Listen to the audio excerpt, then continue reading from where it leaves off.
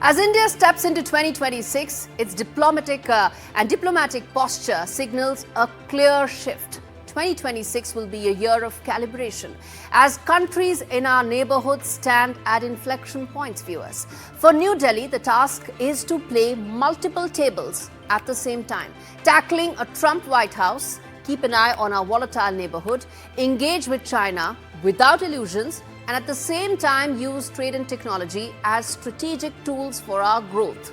India's 2026 playbook isn't about grandstanding.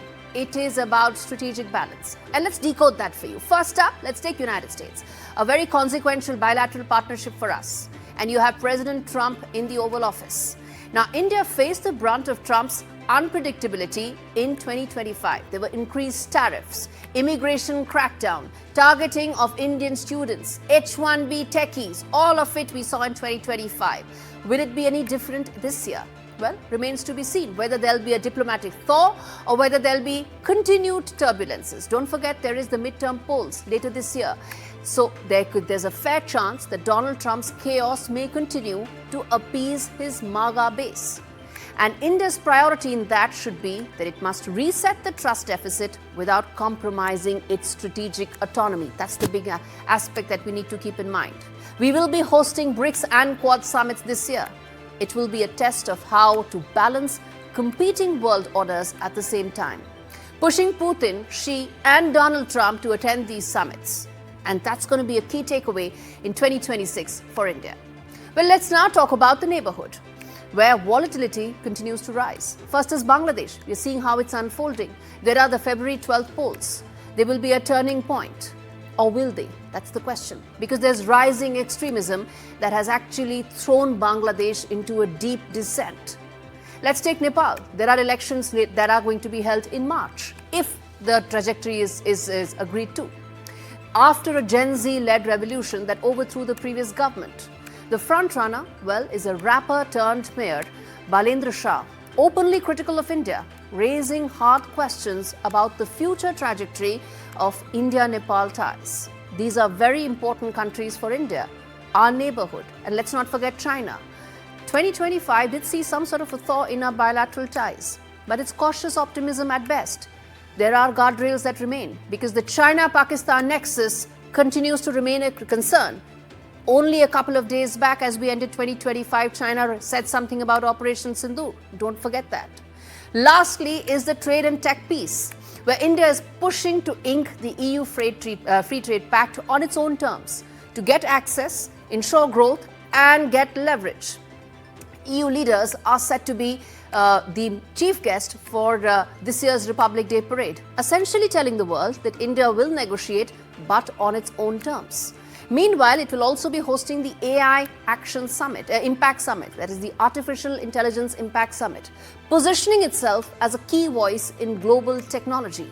The adoption of the India model of the AI will be the big highlight of this year, viewers, and it will happen for all developing countries. It is the India model that will really stand out, not the Chinese one, and most certainly not the capitalist-led American model.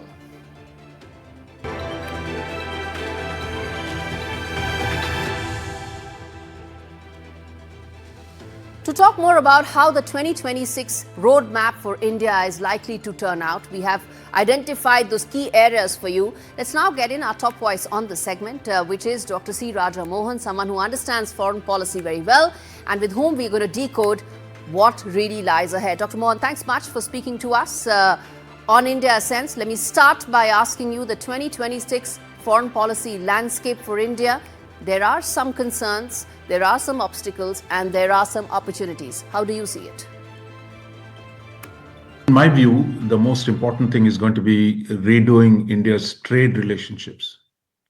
2025 has been a big disruption thanks to President Trump on the global trading system and India's own challenges that it faces because of the Trump tariffs.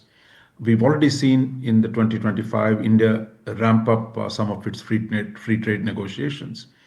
So my sense is the focus would be internally more economic reform, and externally how does India expand its trade relationships, how does India get more investments, how does India become part of the global supply chains? So I think geoeconomics would be a key element, because without economics, the rest of the foreign policy Okay. will only get weaker. You started with geoeconomics, and a corollary of that is semiconductors, artificial intelligence, rare earth minerals. Where do you see collaborations in all these spaces for India going forward? No, we already seen, I think, India's semiconductor mission that was begun by the present government a couple of years ago is finally bearing fruit. So that's a very, very important component, strengthening India's position in the manufacture of semiconductors. India is already involved in the design of advanced semiconductors, but it's not been a force in the production of semiconductors. So that gap, I think, we're beginning to see filled. But I think India has a long way to go. So it's not going to be something that is done overnight. But I think the first steps have been taken. Second, I think, is in relation to creating the shall we say, a system where India, the regulatory structure for the advancement of AI, the government has already issued some draft guidelines that are being looked at by the citizens, and there'll be commentary on that. So creating a appropriate regulatory environment. A third, I think, is really the question of how does the international rules play out, and I think the AI summit in February in Delhi will be a major occasion to see Indeed. where the global rules are going and what India can do to shape those rules. Okay. But I guess, away from that, to the other big priority this year is going to be our neighborhood. There is volatility, whether you take Bangladesh, whether you take Nepal, you take the continuing turmoil in Pakistan. Navigating these choppy waters is going to be our key priority this year. I think there's always this, worry that things are falling apart in the neighborhood. I mean, the neighborhood relationship, if you look at the last 80 years, it's always been up and down. If anyone can tell me there was a particular moment when we were in a golden age with the neighbors, all of the neighbors at the same time, that I would like to hear an answer for that. So I think it's always going to be up and down, sometimes good, sometimes bad. With Pakistan, of course, there's been more bad than good. But with other countries, we've seen phases of intense cooperation, intense engagement. My sense is one of the key areas of focus for 2026 will be how do we reset the relationship with Bangladesh. You've seen Foreign Minister Jaishankar was in Dhaka yesterday to attend the funeral of Khalida Zia, who passed away. And I think he met her son, who's likely the next Prime Minister of Bangladesh, Yes. To engage them. So my sense is, and you've seen the Prime Minister's letter that was released after Mr. Jaishankar's visit. Yes. That is our Prime Minister's letter to Mr. Rahman, who is the son of Khalida Zia.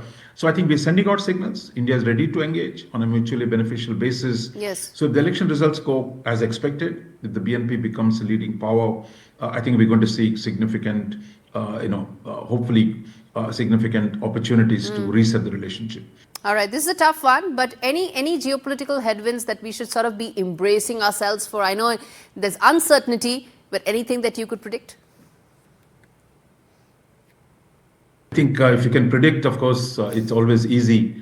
No one predicted, even on February 13th last year when Prime Minister Modi met President Trump, things would get down to this messy in terms of the trade relationship. But my sense is the global economic system is in a turmoil. So the question is, there can always be surprises, there can always be more turmoil. So therefore, I think being prepared for managing the global economic turmoil will be a key factor. Second, I think in our own neighborhood and in the Gulf, things are going downhill.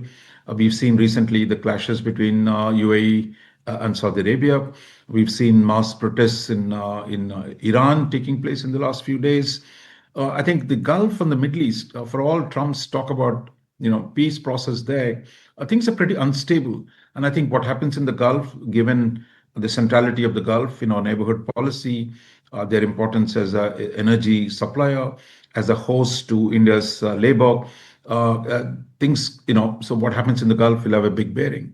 In the East, I think the real challenge is China's military power is continuing to grow. Yes. China's economic rise is now compounded by its military capabilities. And I think what China does in the region, particularly if Trump is eager to accommodate China, Yes. There can be surprises there if US and China come together. All right. Life is about surprises, and let's see what 2026 lies ahead for us. Thanks much, Dr. C. Raja Mohan, for decoding that.